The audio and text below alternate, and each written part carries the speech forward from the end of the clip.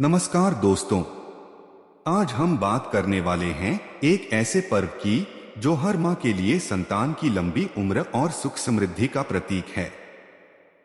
जी हाँ, हम बात कर रहे हैं जित्या व्रत यानी जीवित पुत्रिका व्रत की।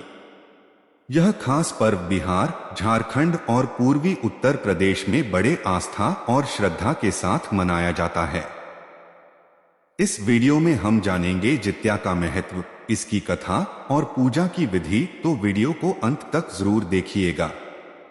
दोस्तों, जित्या व्रत हर साल भाद्रपद महीने की कृष्ण पक्ष की अष्टमी तिथि को रखा जाता है। इस दिन महिलाएं अपने बच्चों की लंबी उम्र और अच्छे स्वास्थ्य की कामना के लिए निर्जला उपवास करती हैं। निर्जला का मतलब है कि पूरे दिन न तो भोजन करती हैं और न ही पानी पीती हैं।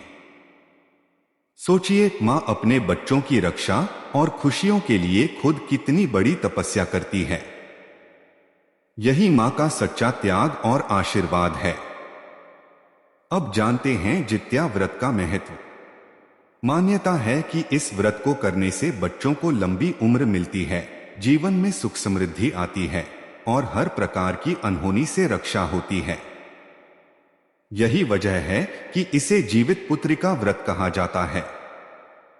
यह व्रत न केवल धार्मिक दृष्टि से बल्कि भावनात्मक रूप से भी बेहद खास माना जाता है। आइए अब सुनते हैं जित्या की कथा। प्राचीन समय की बात है।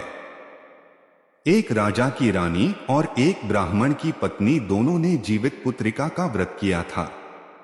उसी दौरान दोनों के पुत्र गंभीर रूप से बीमार हो गए, लेकिन मां ने पूरे विश्वास और निष्ठा के साथ व्रत का पालन किया। उनकी आस्था और त्याग से भगवान प्रसन्न हुए और दोनों बच्चों की मृत्यु टल गई।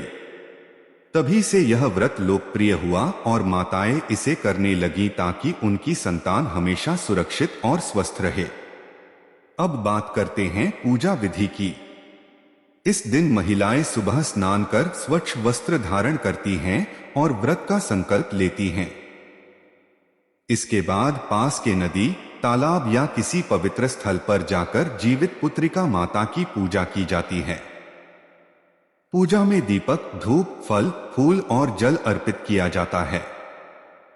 महिलाएं दिन भर निर्जला व्रत रखती हैं और रात भर माता की आराधना करती हैं।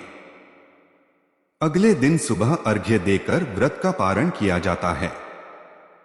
तो दोस्तों, यही है जित्या व्रत का महत्व, कथा और पूजा विधि। सच में मां का त्याग और प्रेम जितना महान है, उतना ही विशेष।